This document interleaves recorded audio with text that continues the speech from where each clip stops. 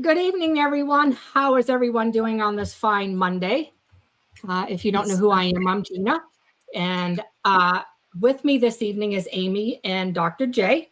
So welcome to both of you. This is another episode of Rise Up from Trauma Healing Strategies, a division of Healing Healing Canvases, which is an art and coaching. And so I'd like to welcome you this evening. We don't really have a topic this evening. We are just kind of going to go with the flow and answer questions. As you know, we are mental health advocates. We are all childhood trauma survivors. And that's, what this channel is. It's about bringing truth, bringing education, bringing the neuroscience, the neurobiology, healing, the tools and resources on your healing journey. And so tonight we're just kind of do an unscripted, unedited. And so we welcome your questions if there's any topics that you would like us to talk about. But I just kind of want to welcome you ladies and thank you so much for being here. It truly means the world to me to have both of you share this live with me this evening. Yeah, thanks so much for having me. It's so nice to join you both. Yeah, thank you. It's my pleasure. My pleasure. My pleasure. I wouldn't want to spend a Monday evening any other way. Oh, thank you. I appreciate that, Dr. J. So let's start off, Dr. J, if you don't mind. Tell us a little bit about yourself and what you do to help trauma survivors in the trauma community. Wow. I'm Dr. Judith Belton, professionally known as Dr. J. It's a lot easier for me to remember. I work with trauma survivors to help them re-regulate their nervous systems and tap into their subconscious through neurographic art and music therapy and non-clinical art therapy. So I've been a former therapist, a little over, I don't want to tell my age here. I'm trying to get away with 16 or 29 and holding, but I've been doing in this field now for almost 40 years and just making a pivot to help people do it in a more tangible, non-clinical way, different holistic modalities. And that's just me in a nutshell. What you get today is what you get later on. And Gina, you're talking about you don't know, we're just going to go scripted. That could be dangerous for me because I'm going to take y'all down the rabbit hole because we're going to talk about health, wealth, emotions, and helping trauma survivors. So that's me. And that's good. Yeah. And I don't mind that. I mean, that's what I love. I mean, we come in with nothing and then Dr. J's like, yep, here you go. So, and trust me, she'll put us on the spot. She'll do something to help you guys and help us in the process. That's what I absolutely love about her. Good evening, Heather. It's good to see you. Michael, Scott, Sly Fox. Sly Fox is my husband, Charles. So good to have all of you on this evening. And so welcome. So again, Dr. J, I'm so grateful and so honored that you are here this evening with us. And so I value, your input, your insights, your knowledge. And I'm just going to throw it out there. Dr. J is one of my mentors, and she's absolutely amazing. I love her, and so thank you for being here. Well, thank you. I'm going to need to record that part of it so that I could play that for my children, so that I can have them realize how fantastic a person that I really am, because they'll be like, them people not telling the truth to you. That's my daughter. Of course, that's what they're going to. Well, kids think differently of us. I know how that goes, and things like that too. So, yeah. Like I had my daughter on here, Amy, I'll get to you in just a second, but it was just interesting when you said that because I had my daughter on here not too long ago. I didn't have a topic. And one Monday, I walked in the house at I don't even know, it was it would have been 7:35. I had to think okay, what time do I go live? And all of a sudden it popped in my head. Have your daughter come on and talk about what it's like living with a trauma survivor. And so I asked her and she's like, "Ooh, I don't know, Mom." And I was like, "No, I want you to be truthful. I don't want you to dodge any questions or anything. I want you to be truthful. You're not going to upset me, but I want people to see what it's like to live with a trauma survivor." And I was proud of her. She was very truthful and things like that. But, it's interesting that you say that. I got to giggle because they do. Our kids think of us differently than, our colleagues and stuff. But nonetheless, whatever your kids say, I think you're fantastic. So you've helped me in more ways than one. So I trump them. Very much so, especially today, because I'm gonna go upstairs after the live and be like, let me tell y'all, somebody loves me. And I can see my granddaughter being okay, like, yes, Mimi, I love you. And my daughter like, and turning back towards the football game. So it is what it is. Yes, you'll just have to share the link with them and have them go on and watch like the first few minutes of the live, and it'll be on there. So it ain't gonna make a difference. My daughter is not gonna change her mind. Now my son thankfully thinks I'm the greatest thing moving and shaking on the planet, so I'm okay with that. We just have to overlook that other one. Well, we'll work on her. Okay. I'm gonna hold you to that now. We'll try. So it was funny because when you're talking about your age, Charles turned around and said, "You're 29, right, Dr. J?" Yes, Charles, I am 29 and holding, and I'm going to be holding at 29 for at least the next 2 decades, just so you know. I get it. That's what I say. I always say I'm forever 25. Yeah. So I'm like, yeah, I'm forever 25. And I'm like, then if that was the case, only one of my kids would be here. I'm like, okay, I need to rethink that again. So it's all right. It's all right. That hindsight is 2020. You know, if I had this knowledge and that youth, whew, wouldn't that be amazing? Oh yeah. But they knew I couldn't get it till later in life, so I couldn't, Yep. do anything with it. Oh yeah, that's exactly what I say too. So before we go any further, let me introduce Amy and kind of, because I know all of us will get down this. We'll just keep going and going and going. So, so let me introduce Amy. Amy is she's a coach. She's a breathwork facilitator. She's a teacher. I don't know. She's an amazing mentor as well. She's very knowledgeable. She has helped me in more ways than one. Dr. J and Amy were both present at our May conference in Ohio that we did. And so, we, although we had, some minor mishaps, I think we did a fantastic job. And so welcome, Amy. I'm so glad that you were able to join me again this evening. And so tell us a little bit about yourself. I know I didn't get everything in there, but tell us a little bit about yourself and what you do to help the trauma community as well. Yeah. So you covered a lot of the things that I do. I am an elementary school teacher, and I am also a trauma-informed coach, as well as a breathwork coach. And I'm also studying to become a somatic practitioner. And for me, that is such an important link because the body really does keep the score. And so much of my own healing revolved around what was happening with me within my body. And it was almost as if I ignored the whispers for such a long time, and they finally became roars. And I wasn't able to ignore them anymore. And so I work with clients to really connect to their body. And one of the amazing ways to connect to your body is through breath work and somatic work. And and so that's really, when I work with people, it's really finding that connection to your body and really befriending your nervous system. Couldn't really tell you before, when I was shifting states. I only really knew that fight or flight state. And so as I work with clients, it's really about befriending what state are you in right now, and what are the cues within your body that tell you that you maybe are shifting into something else, and how can we shift your nervous system? Absolutely. And it's interesting because I've tried a couple breathwork sessions with Amy, and it was interesting because I didn't really realize what breath work was. I'm just going to say this because maybe I'm not the only one. Like, you did sessions with me and I was like, yeah, like I feel pretty good. But I didn't realize that they actually, the breath work actually taps into your subconscious. And as it's doing that, it's literally getting everything off of the cellular level. Like, I had no idea. So I'm like, oh, that's pretty interesting.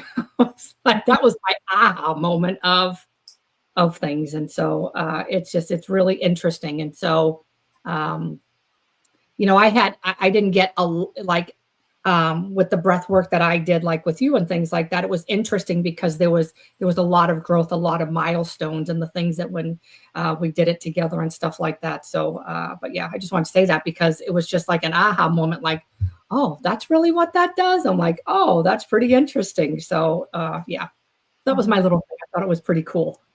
Yeah, it creates that awareness, right? And the biggest thing, if we want to make shifts, is we really need to become in relationship with what's happening, right? So often we want to avoid, run away from what's happening inside. And it's when we develop a relationship and befriend what's happening that we are able to create shifts. Absolutely. Absolutely. And I totally agree with that wholeheartedly. So. Amy, can I ask a question? Yeah, sure. It's the asthmatic in me. When you hear breath work, it's like, okay, you want me to intentionally change my breathing. What's some workarounds to that of making sure that nervous system doesn't get activated and able to actually go through a breathwork exercise without triggering that somatic response, because it is real. Yeah, and especially with trauma survivors, right? Sometimes breathwork can be triggering. And so for me, the foundation is always safety, right? Starting with that and creating a safe environment and looking for cues of safety and then feeling that safeness within. And also, knowing that if anything ever feels uncomfortable, you can stop, right? You do the best that works for you. I think so much of it is about your own power and doing what feels right for you. And, when I'm guiding people, it's also important for me to be attuned to them. And, if I notice that they're struggling, well, then I can adjust the pace or, the style of breath work. Because that's the running joke. Dr. J does not change her breath because it's a challenge to just breathe sometimes. So they laugh at me about me and breath work. So I do appreciate that.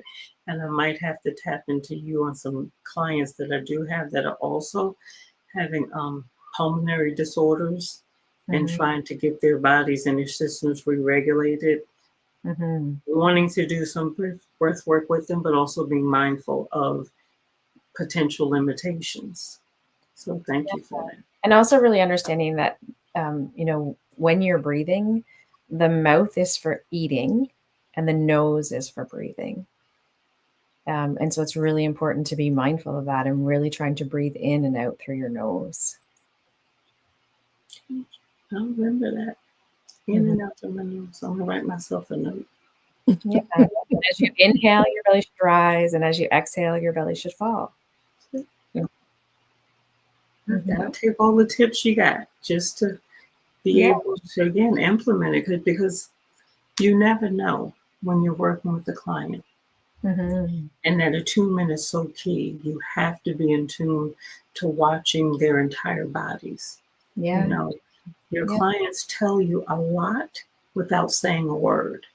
Because you can see if they're tensing up or, I have a client that fidgets a lot when their nervous system becomes dysregulated.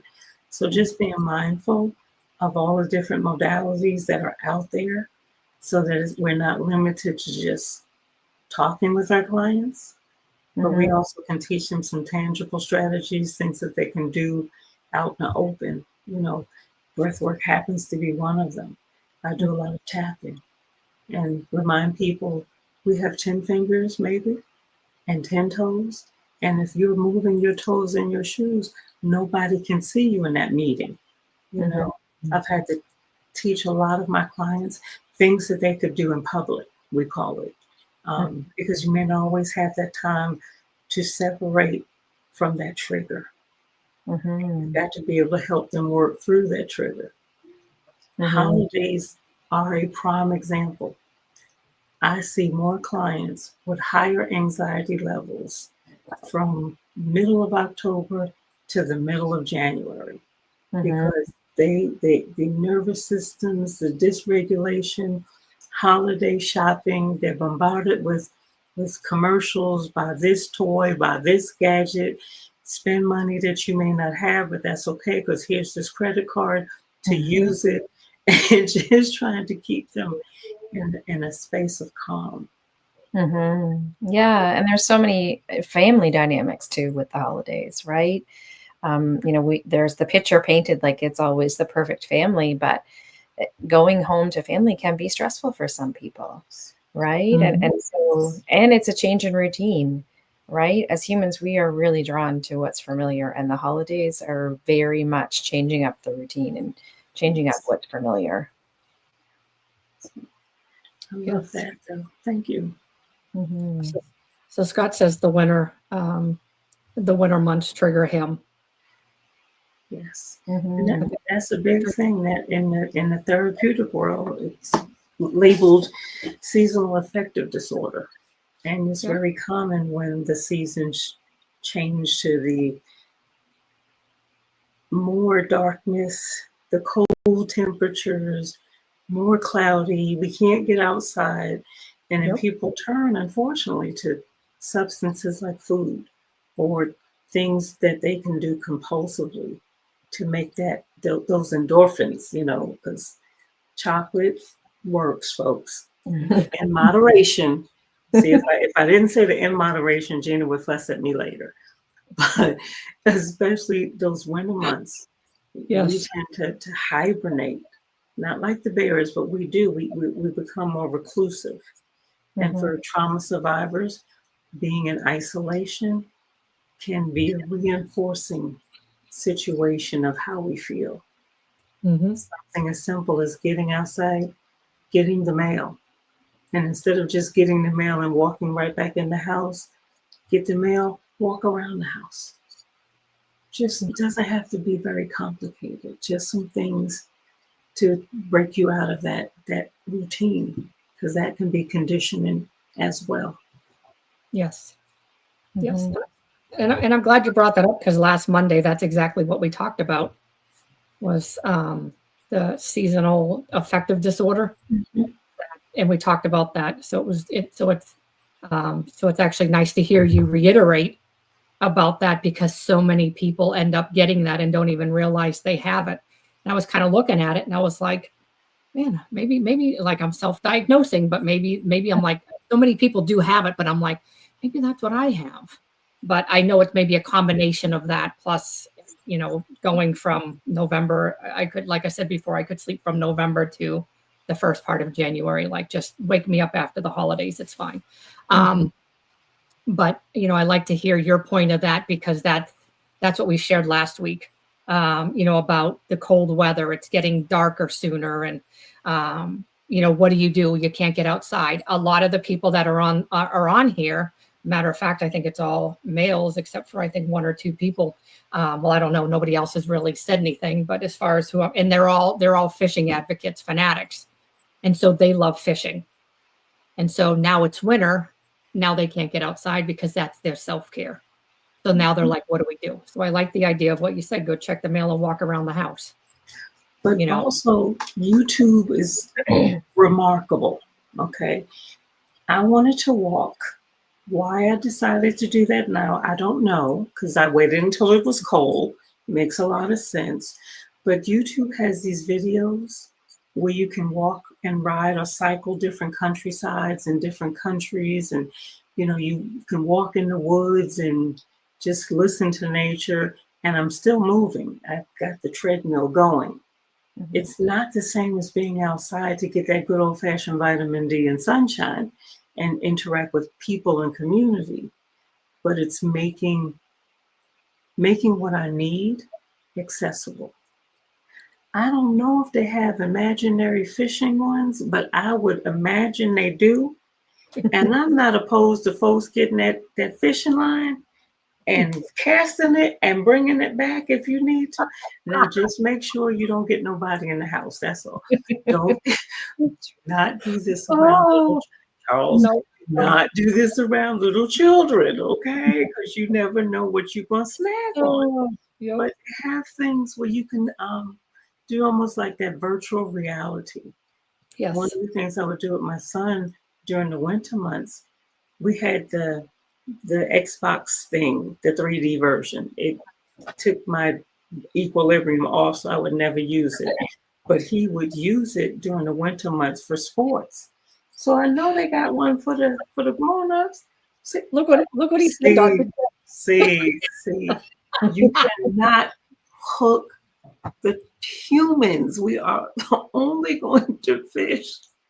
Because Gina, you got one time to tell me that I told them all to hook, and they hooked something that they should not have. I'll just make sure we're all locked in the bedrooms when he's starting to do it. That way there he might hook the doors, but no little kids. So, oh my goodness gracious. Yeah, and I think it makes sense that, as humans, we are so connected to nature, right? And so we are connected to the rhythms of nature and the changes, right? Yep. God said I'd break stuff in my apartment. It's small. Well, you know what? Do you live on the first floor or the second floor? So you could always cast it out the window. I believe Scott's in Vermont, so I know they get a lot of snow too. So, I mean, you could always throw it out in your snow drifts, I guess. Reel it back into the window. I don't know. But isn't it winter fishing too? Ice fishing. Ice fishing, yeah. They can go ice. Y'all can go ice fishing. I mentioned that last week, and they were like, "No way, it's crazy." So Charles goes deer. Well, he said he's going deer hunting next weekend. Scott laughed at me. Hey, I mean, think about it. It's a good thing. I mean, yeah, you're going to waste your heat, I guess, by having the window open, but open your back door. Well, no, you live in an apartment. You might not have a back door. So, I mean, we've got to think of some things and some different things to get out there and, work with your mental health and things like that. One of the things that I do that I'll share, I mean, obviously it's lousy where I am right now. The sun's not really shining, but one of the things that I love doing is in my office, luckily the sun shines in one of my windows. So I sit in my nice, comfortable chair and I just let the sun hit my face. And at least, absorbing the vitamin D and, for the immunity and all that stuff too. So, which is nice. So that's another good thing. Oh, wait. Sly Fox says, no, that's hard on fishing, or that's a hard no on fishing. He doesn't want to go ice fishing at all. I don't know. Come on, guys, you got try. Oh no, not too damn. We know Vermont is cold. All right. How about this, guys? I got it for you. You know them little plastic fishing rods and fish that they have in the Walmart? That way I know no humans will be injured. Yep. That's a good one, Dr. J. Yep. They have magnetic ones too. Yeah, get the magnet. You took the word right out of my mouth, Amy, because I was going to say they have magnetic ones and they got the little fish that's magnetic and you can just throw that. So, I mean, just don't break no windows. It'll be all right. See, guys, I'm trying to give y'all a more realistic experience because I know that casting thing is a thing. Well, Michael, it's good because even if the sunny spot on the floor, just lay down with your doggy. It'll be all right. Or put the dog out. Grandma says you lay down with dogs, you get fleas. No, we do not. Animals are really, really good for co-regulation, right? Yes. They're really good at that. Yes. And they are. So, I got these little animals that I use. Let me grab one. And now that you said animal, and so I don't even know what you call these things, but they're like that chunky yarn. And so like I like them because you can, now that you mentioned animals, but I know it's not a real animal, but I like it because it's textured. Yes. And so if I become dysregulated during a session or something like that, I try to keep them, obviously they weren't close by, but I try to, and then I can kind of touch them because it's textured. And so it takes my mind off it. So I got the squid and then I got Mr. Bunny. So I got two of them. The little bunny, the sugar wooga. Yeah, and so, Yeah, go ahead. What were you going to say, Amy? Yeah, I just use those with kids at school, right? I call them fidget tools, not toys. Language is really important. And so I say that they're tools because they are tools to help you. And so there's all different, I have a whole bin of them. They're all different tools. And what kind of tools do you need for you? Oh, I like that. So you have the chunky, like the chunky yarn ones. I don't have Or the just- chunky ones, but mine are like Okay. a soft, squishy. Okay. Like the squishies, like the squishmallows Yeah, type things. Okay. yeah. Okay. Oh, well, yeah. I like how you say tools instead of toys. Yes. So my regulation tools, my anxiety helping tools. I can cuddle with it, no. Well, why can't we call them toys? Who says that grown-ups can't play with toys? Oh, you can't, but Yeah, you can. absolutely. Yeah, in a classroom setting, I always want to use the word tools because kids are using them sometimes while I'm teaching, right? And Yes. so, their job is to really be engaged with what's happening, but they also sometimes need a tool to help them. Yes. I like that. Fidget. I love the fidgets and the Yeah. squishy balls and even doodling. That's where a lot of that comes in. That as far as the education system, we need to understand the need to self-regulate in the middle of a lesson that might be totally overwhelming, and being okay with people doodling, squishy balls, and not thinking that the child isn't paying attention, because most of them are. They're hearing everything that we're saying, but they just need that thing to ground them, to center them and keep them present. Definitely, yeah. And some need different kind of seating. So I have like wiggle seats, or I've used a stool that kind of rocks. And, sometimes they need that. Yes, they do. I love that. I love that you have that. I don't even know what kind of classroom it's called. I know there's a name for it. Montessori, are you thinking about that? Or I want to say interactive, but I know that's not the way. That's not the name. That's not the name. Alex's teacher last year, when she was in kindergarten, used exactly what Amy does. Like she would use the pillows on the floor with the desks on them. She would use like higher seats, like bar stool type seats, wavy seats, like all kinds of different seats. But I can't think of what she called it. But it's because what she's trying to do is some kids learn better higher, lower. Some kids like being on a pillow.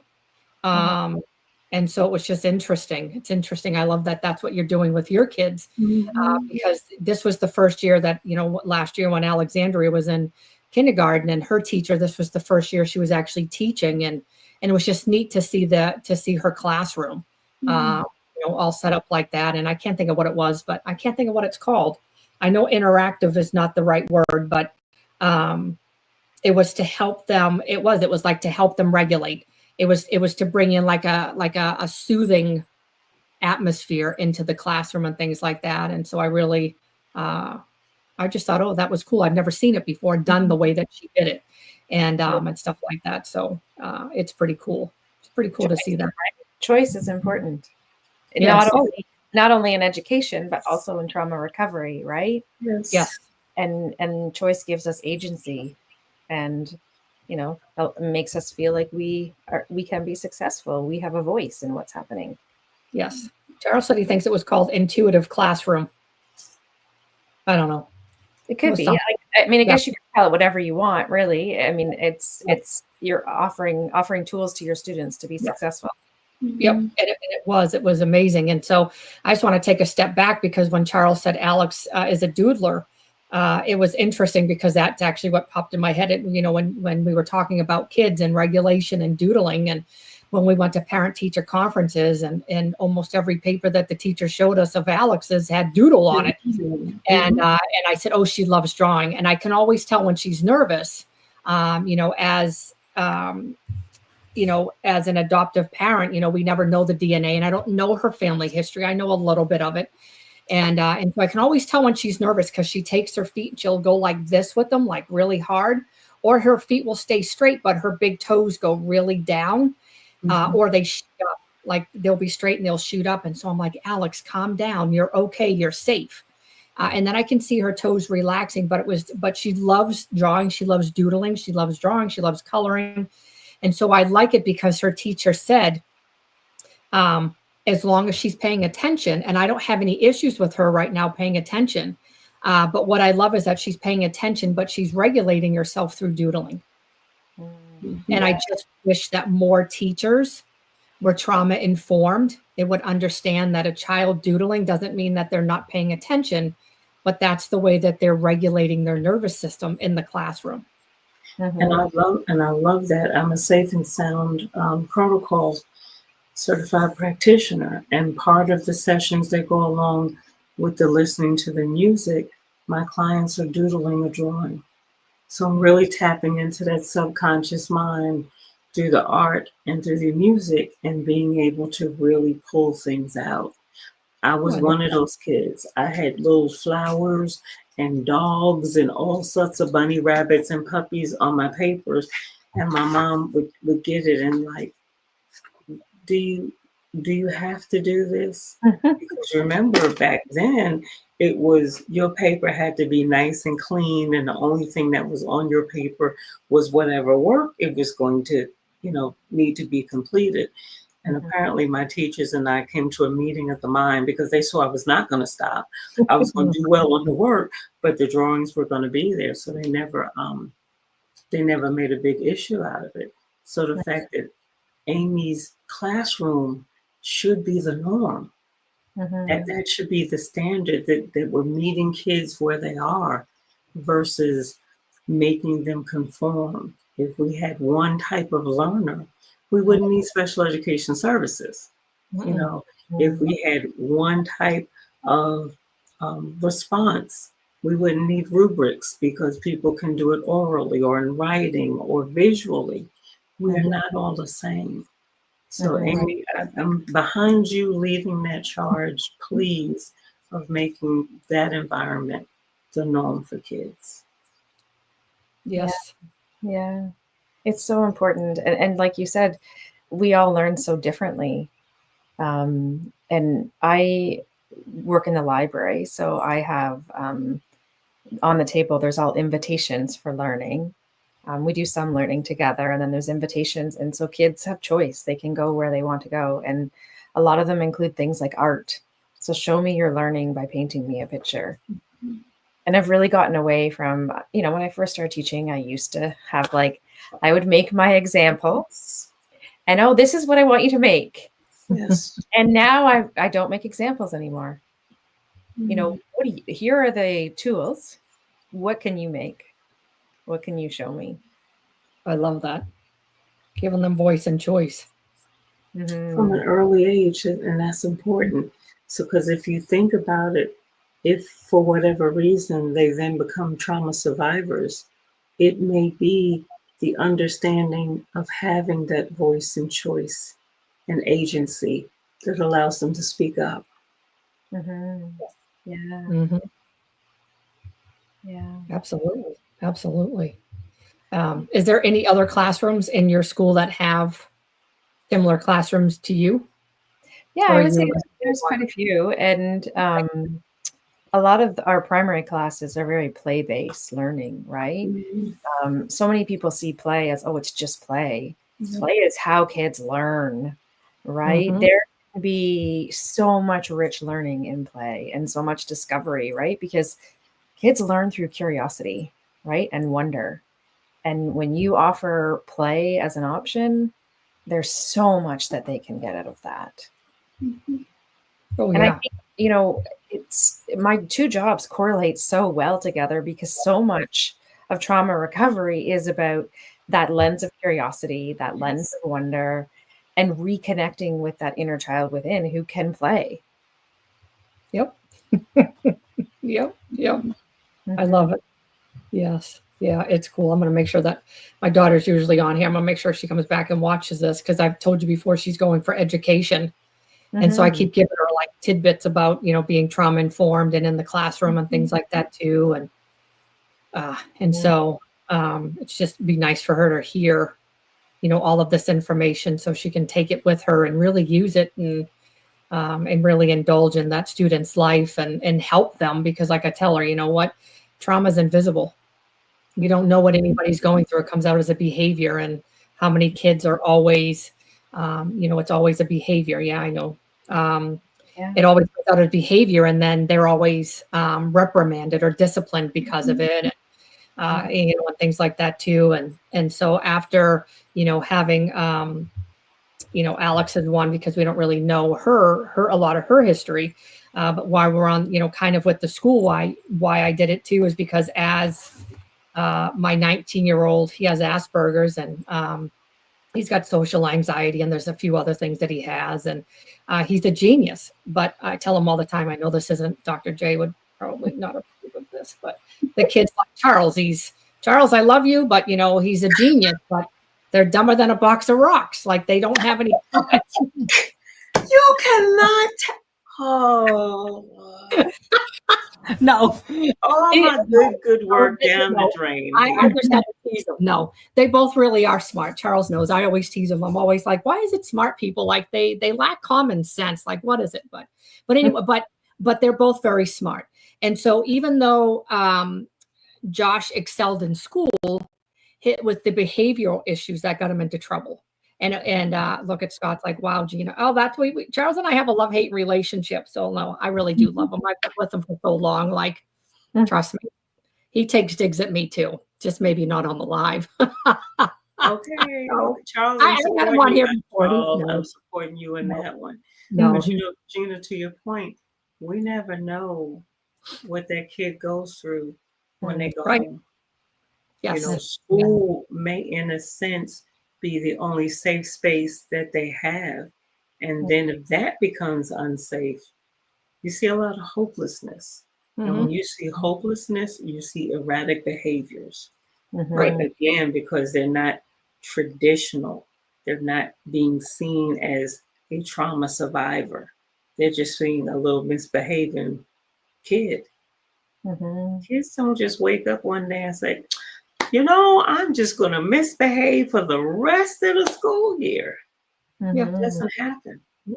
And I get it from the education standpoint. The teachers got 30 kids. They got them to get them to meet these benchmarks. Their performance in some districts is directly correlated to how well these kids do on the exam, which I think is ridiculous for educators, but that's just my personal opinion. But it's ridiculous. And all of that takes the humanity out of working with children. Definitely. I data is such an important piece of education, but it cannot be more important than relationships. Yes. Right? The relationships with kids is most important. And the most important thing they need is to feel safe at school. And I spend a lot of time building community. I'm really lucky that I work in the library, so I see all the kids, I see the whole school. And so I work really, really hard to create a sense of community and a place where people belong. Yes. So, and there's that nobody can learn if your capacity is really limited when your nervous system is dysregulated. Right. And that's for kids and adults. And so the regulation piece has to come first. Yes. You have to be regulated in order to learn. And essentially that's what healing is too, right? Healing is learning. It is. And so there has to be that regulation within in order to have the capacity to learn. Oh yeah. Yeah. I was going to say, that's a whole separate segment. We can do that one another time, because that right there is a lot of downfalls of many districts. They fail to see children as relationship building. We model for them. Right. Well, yeah, but and what's interesting, I just want to say this and then we can move on, but we will have to come back and do this again, because as, we have, the psychologist, and then but we're all coaches, but then we have a teacher. But then what I love is, like, we're all parents, but we can all offer like all different sides of coming in. But what I just want to say is this, and now it just freaking just went out the window as I was just saying what I wanted to say. I'm like, oh crap. Like, I can't remember what I wanted to say. I'm like, I can't remember. I was like, what on earth was it that I wanted to say? Like, I was like, yeah, see, I got to saying, oh, we should talk about this. And it was about, oh, just really quick. So Alex, you know, she was bullied. And see, had I not had my training, I would have never known this, but she was bullied last year. And so the principal kept telling me that it was a boundary issue. And I'm like, it's not a boundary issue. And she said, yeah, it's a boundary issue. And Charles was in the meeting with me. I was getting so heated. And, you know, like my hands were doing this. And I was just like, oh my goodness, like this lady, like this, I was really getting ticked off. Finally, I said to her, I said, look, I'm not trying to be rude or disrespectful, but how much trauma training do you have? And she just looked and she said, well, we're not really required to have much. Like we have like maybe 2 or 3 days of breath work, a little bit of mindfulness and a little bit of trauma informed things. And I said, okay, this is the deal. My daughter is being bullied because that little girl, chances are she's either being abused at home or it's monkey see, monkey do. Her mom is probably being called what she's calling my daughter. And so, so now she thinks it's okay. And what ended up happening is I can bet my life on it. That's what was happening because she kept teasing my daughter, Alex, kept telling her, why do you wear dresses? Dresses are stupid. And then she would punch her and kick her and say, oh, I'm mad and you're fat and you're stupid and all kinds of stuff. And I'm like, so where I'm going with this is that at 5 years old, kids don't just start saying this unless it's mimicked to them or we're seeing it somewhere. That's right. So had I not had the knowledge of what I have now, I would have never known that. But I think a lot of teachers, and we can come back and definitely address this later on, but I really think that it would be a wonderful thing, you know, as far as revisiting, because there's a lot of people that really need to hear about, you know, the regulated classroom and trauma-informed teachers and all of that stuff. And we need that kid where they're, you know, that kid who is acting out and doing these things, you know, they need to learn that this is not okay, but they need to hear that from someone, right? And they've probably never heard that from someone before. No. Right. No. And so it's like, how can you get them in trouble when they don't know better? Right. And that's exactly what I said to the principal. I said, you know what? I don't want to see her get in trouble because I firmly believe that she's mimicking what she sees and what she hears. All I'm asking is that you protect my daughter and separate them. So, and now, believe it or not, now they're like the best of friends. Yeah, they've worked through their boundary. Isn't that a wonderful thing? Yeah, right. Your speaking up probably was the impetus for some changes in how the situation was being viewed. And then I'm going to throw a total monkey wrench in the process, put in social media and technology. Yes. Yes. That will manifest a bullying. Like, you know, when I was a kid, bullies meant you were trying to get my lunch money. And I'm a big girl. You wasn't getting my lunch money ever. You know, we didn't have to deal with this cyberbullying and sexting and people using Canva to put somebody's head on somebody else's body and then send it across the globe. It's a lot that these kids are dealing with. And unfortunately, teachers are not being supported to deal with this. Right. A 1-hour CEU class as part of your annual onboarding is not sufficient for us to support our teachers, our educators. Right. Right. Yeah. And the thing with online bullying is you can't escape it, right? When you talk about when you were a kid, you came home and the bully wasn't in your house. Right. So what if the bully is in your house and you're being bullied outside of your house? Nowhere to go. And remember, I work with a lot of adolescents and their families. We're losing teenagers in droves. We've got to do different. And so many teens just really want to be heard. Yes. You know, that's what I notice when I work with teens is they they really don't feel heard. So many parents talk at kids. They don't talk with kids. You know, that generational raising of children is real. A lot of parents are really trying to parent this generation as they were parented. And that's causing a lot of anxiety in both the adolescents, the children, and the parents, and the rest of the families. And that bleeds over, of course, into our communities all the time. We cannot do what we did because it's different. And we have to accept, if you need some help, that's what people are there for. You know, the three of us do this work with no judgment. We help kids, we help teenagers, we help families, we help adults, and there's no judgment for coming in to get help. So I'm begging everybody out there that's listening now and that will listen later, if you need some help, please reach out. Even a question. Yeah, and our children are our biggest teachers, right? And they also are our sirens. You know, our children show us exactly where we need to grow. You know, and we can choose to listen to that and, you know, then stop that cycle of trauma. Oh, yeah. Oh, yeah. So, yes. Just want to transition. Scott has a question. He wants to ask, because I put if anybody has any questions. He's looking for some tools and resources for trust issues. Trust in general. Because that's what, I was going to ask, what type of trust? Are we talking about trust from an adult perspective or trust from a child or adolescent's perspective? Because it's two different things, but one usually starts the other.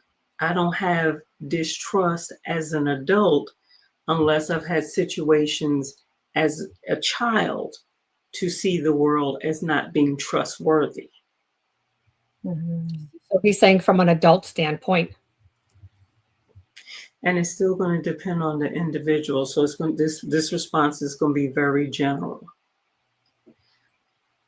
A person, be it child, adolescent, or adult, cannot trust what they don't feel safe with. Think about riding a bike. Your mind saw everybody else on the block riding their bike.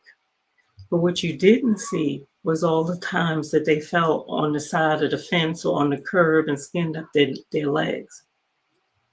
They had to learn to trust that they would get it, they could get back up, they could continue to do it, and that they would eventually be able to safely ride up and down. I'm a native New Yorker, so up and down Linden Boulevard with the traffic.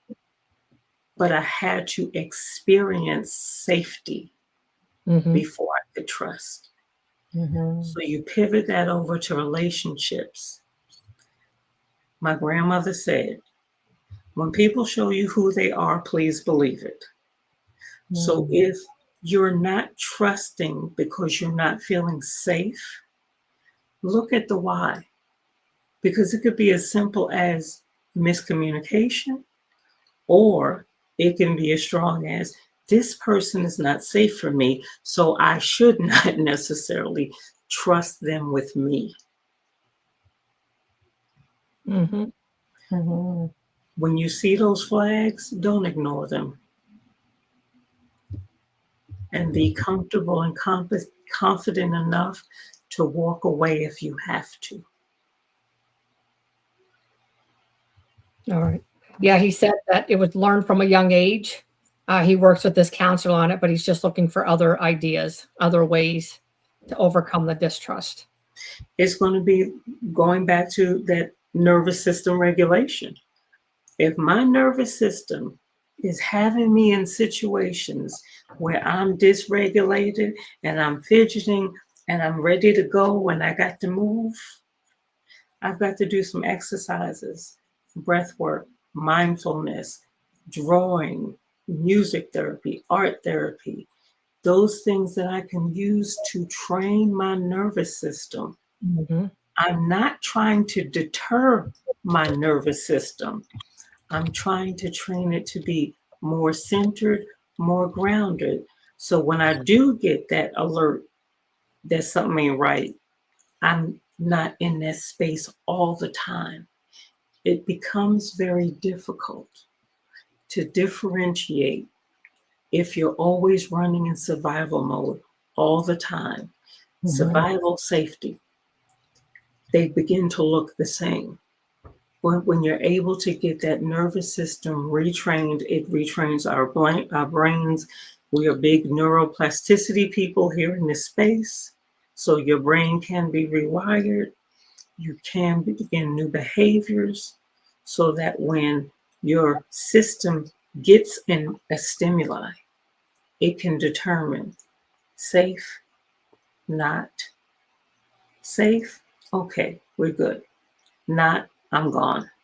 Mhm. Or is it something that I need to address to make it safe again? Mhm. And I would just add too that it's also understanding what trust feels like in your body, right? If from a young age you have not experienced trust, you may not actually know what it feels like. And so, trying to find those little moments where you feel safe and you experience a little bit of trust. Where's that trust landing within me? What does it feel like so that I can make this feeling familiar? Yes, I like that too. Scott, did that help? Sure it did. That was a good explanation. I like that. Mhm. So I love that. So we are at 51 minutes. So let's transition before we get ready to close out. Whoever wants to take the floor.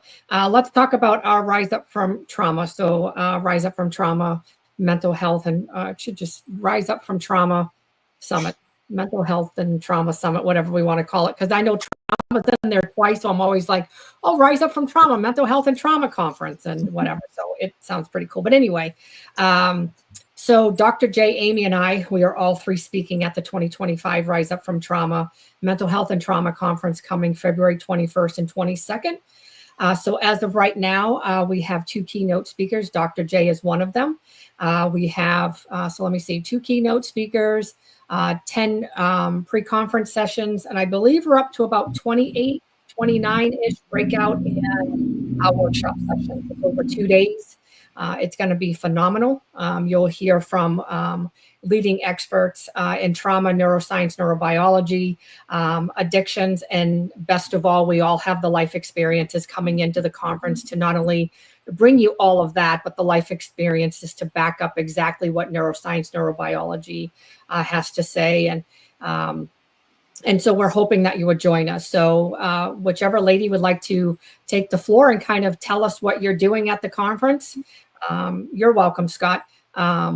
And kind of we'll just kind of transition that way and things like that, and then we'll close out with the conference information. We're gonna let Amy take the floor. So Okay. It's called volunteer. Okay, sure. So I am doing two breakout sessions, and one of them is about breath work. So I will teach kind of the fundamentals of breath work and, really understanding it from the science perspective. And then we'll also do some actual breath work to shift your nervous system, because different types of breathing can get you into a sympathetic state, which is the fight or flight, or the parasympathetic, which is the rest and digest. And then the other one that I'm doing is the regulated parent. This is a workshop that I've done live for parents at school. And so it's really about,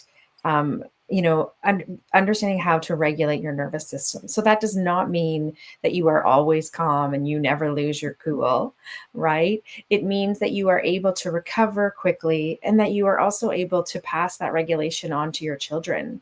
Because when we are regulated as parents, we are going to share that with our children. It's like that, yes, trauma is generational, but so is healing. And so as we learn that nervous system regulation, we can share that with our kids. And so really offering tools and strategies, and then also just really befriending your nervous system. You know, we can't shift it if we don't understand it. Oops. Yes. Mhm. Dr. J, Mhm. you're doing a lot at the conference. And that's why I was sitting here like, Amy, you were supposed to take a little longer so I can remember what I was supposed to be doing. I do know keynote of you writing your own story, rewriting your story. And one of the breakout sessions is doodling through grief. And another one is pre-conference, is the Safe and Sound Protocol to help us, again, re-regulate our nervous system. And Gina, I think I'm missing 2 more.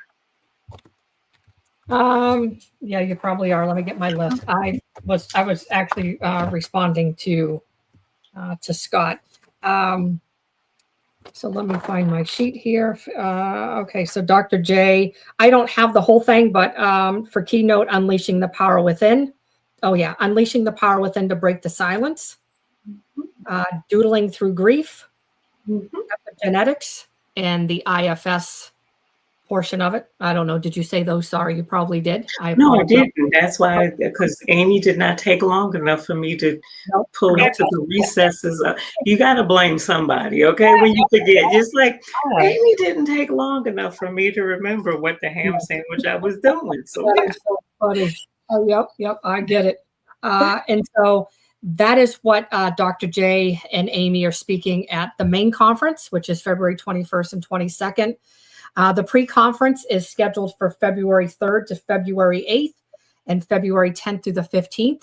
And what the pre-conference is, it's to give our guests more education, more tools, resources, more knowledge that maybe we couldn't fit into the conference.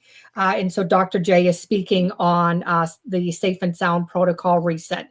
And so that's what she's speaking on there. I'm actually going to be a busy bee. I was a keynote speaker. I stepped down to fill in because there was so many other topics that I'm just intrigued with. And that's why I call myself a certified neurotransformative practitioner or specialist. I'm just intrigued with the mind, with the brain, with the neuroscience and the neurology pertaining to the brain and the neuroplasticity. And so I changed mine. And so I changed it, and it's interesting. So breath and trauma, understanding the connection. And so I did a YouTube video about this last year. And I think I ended up getting like 1,500 likes on this video. And I was like, holy mackerel, like, how did that happen? But a lot of people don't realize, and the title of it was, why do trauma survivors hold their breath? We do it unknowingly. And I was like, oh yeah, that's a topic. I've only changed my topic like 4 or 5 times, but hey, I'm sticking with this. And so breath and trauma, understanding the connection, that'll be a breakout. And then I'll do a workshop. And so my workshop will be some sort of drawing, doodling, to where we work on breath, and it's not breath work. So don't get it confused with what Amy's doing. Absolutely not. I don't practice that. And that's Amy's department. And so what this is, it's more of a coaching. It's me leading you into a drawing, but I remind you to breathe, because during times of where there's conflict, because, we're trauma survivors, where there's conflict, we tend to hold our breath because we're always wondering, when are we escaping? And so we hold our breath. And so that's the difference between what I'm doing and what Amy's doing. And then I'm doing another session on releasing trauma on the cellular level. That's where I will give you tools and resources and all the 9 yards. And then again, I'll be doing a workshop on that. And that's for the main conference. And so I'm doing 4 for the main conference. And then for the pre-conference, as of right now, I'm doing 3, and I don't plan on adding any more. And so my topics are why CBT and TFCBT doesn't work for complex trauma survivors. I was going to say releasing, balancing your chakras, which is another drawing, and then instilling positivity into your soul through art. And so this one was pretty interesting because this one's going to happen on Valentine's Day. And so we're going to actually use the word love. And so we're going to use the word love, and we are going to draw neuro lines, and you'll learn all about this if you sign up, because I'll have to create a video for that. And so we're going to use love, and we'll use neural lines, and we'll kind of create what your subconscious feels about love, and kind of instilling love in kind of into your subconscious, unconscious, and conscious level. And so, what I'm doing and what Dr. J's doing, what Amy is doing, it's all tools and resources that are so needed for healing in the trauma community. And what we like to call all of these is the side door approach. And why we call them that is because it's the mind and body connection. There has to be that connection. You just can't do, I say this, traditional talk therapy, traditional coaching, or just coaching alone. You have to add other modalities together along with those to help clients on their healing journeys and stuff like that too. So it's all about the tools and resources. It's about bringing you the healing strategies, bringing the healing modalities to help you get inner, more inner healing, deeper healing for your healing journey. Mm-hmm. Yeah. So, and that's the empowering part about healing, right? Is that there are so many choices, and you get to pick which one is right for you. Yes. Oh, you do. And that's what I love, because even doing my video today, I was naming all of these things off, and I was like, like breath work and neurographic art, and I'm like mindfulness and trauma release exercise. I mean, there is, you look at so many different things, and I'm like, there's something for everybody. And that's what I'm sure we all share with our clients too. But, like I tell my clients, if you don't like trauma informed movements, which is, it helps to actually re-engage the prefrontal cortex.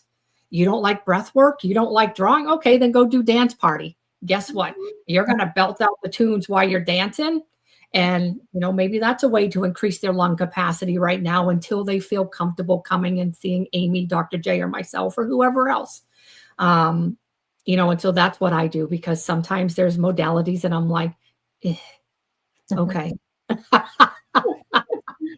So I'll be the first to admit it. But so I like that you said that, because it's not a one size fits all.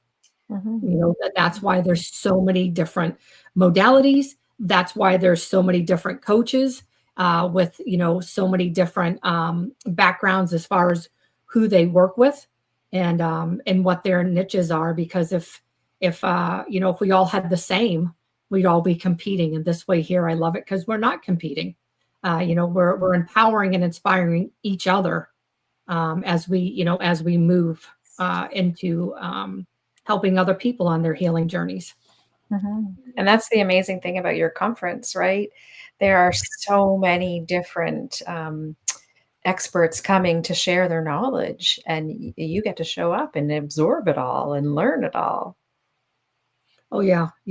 That's why I said it's going to be amazing. Like I'm so excited for this. And one of the things I think I know I showed Dr. J this, but I have to show this because this is pretty cool. I always talk about my neurographic art. Like, I don't know, some people probably get sick of it, but actually I really don't care. But anyway, I have to show this because, was it this one? I have to look and see. I'm like, how does it? Okay. So I was doing the drawing on the conference when I did my quality of life. And so that was part of it, was like success of the conference and all of that. And so finance. And so this is like a stratification. So I had to use like recognition, influence, and finance is the three that I picked. And so, oh yeah, sorry. I got to put it up there. Thanks, Sly. Grab your seats. Riseupfromtrauma.com. I'll leave that up there. I'll leave that up there for a minute. So then why I'm talking. And so what I loved about this is that when I started doing it, it gives me where I am at the present moment and where I am leading up. And so what I love about this, I'll take this off and then I'll go back and put it up there again. What I love about this is I'm not going to show the whole thing, but the green is the finance. And so it goes November, December, January, February. And if you go over and you look, this is my finance. So I was drawing about the conference. So if this is correct, which I'm going to say that it's correct because I literally put it out into the universe by imprinting and doing all my affixing. So if this is true, which I'm holding on to being true, that means in February, our conference is going to be a huge success. Mm-hmm. Like it's going to blow anything else out of the water. So I'm holding true to this. And so I have this out and I look at it every day and I say, this is going to come true. This conference is going to be a major success. And so if it's not, blame the universe. Don't blame Gina. No. It's going to be. No, it's already it is. Claimed and ordained. Yes. It is. And so, just piggybacking on what Amy said too, it's going to be a phenomenal conference. One other thing that's unique about our conference that I just want to throw out there is that the founder is female. Most of the conferences, like 98% of the conferences, they are all male founders. This is female. And one of the things that make us unique is everybody that's speaking, they're all trauma survivors. So we come from all different backgrounds, but we all have a lot of things in common. And so I think that's really important because we are all kind of in this together, but knowing where we came from, we can offer more empathy, more compassion, and a lot more kindness and things like that leading in, and just giving you a lot of those tools and resources. So I'm super, super excited. So again, if you haven't grabbed your ticket, I would do so because they are going to sell out. And so we have 3 tiers of tickets. We have professionals, then we have your general, and then if you are a trauma survivor, a family member of a trauma survivor, you can get those tickets for the $149. And so go up to riseupfromtrauma.com. You can see Amy, Dr. J, and myself, along with all of the other speakers, the topics that everybody's speaking on, the pre-conference topics, the times, things like that. I will have the agenda put on the website here within the next few days, so everybody can see the times of all the different speakers and things like that too. So I'm super excited. You'll hear us talk about the conference from here on out, from here to February, every Monday when we have, when we do our live sessions. We will be speaking about the conference and probably the last 5-10 minutes. Before we go, one other thing that I do want to talk about, something that's been on my mind for a while, is that I am going to start opening up Wednesday mornings to start doing lives as well. And that one is going to be different from this. That one's going to be more geared towards turning pain into purpose. It's going to be more of a Christian. A lot of you know that I am faith-based. And so I'm going to separate the two. So my Wednesday mornings, I'm going to see how it's going to go. But that one is going to be more of sharing how God turned your pain into a purpose and things like that too. So we'll see. I'm kind of deciding, shifting, because all of this, I don't want to get overwhelmed, but it's interesting because every time I draw about like how to get out there on social media and how to get out there, it always comes back to being seen. Well, what better way to be seen than to do videos? Well, or to do these lives. But ultimately, it's not even about me. It's about giving glory to God. And so I think that's where I'm going to separate. And on Wednesday mornings, I'm going to have some guests, but we'll see. I'll see kind of how the flow goes and anything like that. So Scott, you are more than welcome. I really appreciate you week after week being here and supporting and just sharing your Monday evenings with me too. So I really appreciate you. And I'm glad that you got some insights and some answers and some of the questions that you have. And so I just want to say thank you for your transparency and just, opening up and allowing us the opportunity to help you, as you navigate through this healing journey of your own. So thank you again too. Does anybody have any last moment words or anything else they would like to share? Thank you so much for having us today. Yeah. You're more than welcome. Well, you're welcome. So this isn't the last time you'll see the dynamic, I was going to say the dynamic duo, but the duo, the dynamic duo plus one. I'll be the plus one. And the trio. Terrific trio. There you go. And so this won't be the last time that you'll see us on here and things like that too. And we'll come back and share some more on some other topics that don't get talked about and things like that too. So again, thank you so much for being here, everyone. I always forget to do this, but if you could please like, share, and subscribe. You never know who out in the trauma community would benefit from seeing the videos. And so that really would mean a lot to me to have your love and support. So again, we will see you next Monday. Have a fabulous week. And I hope you have a very good Thanksgiving. Thank you, everyone. Have a good night. Bye-bye. Good night, all.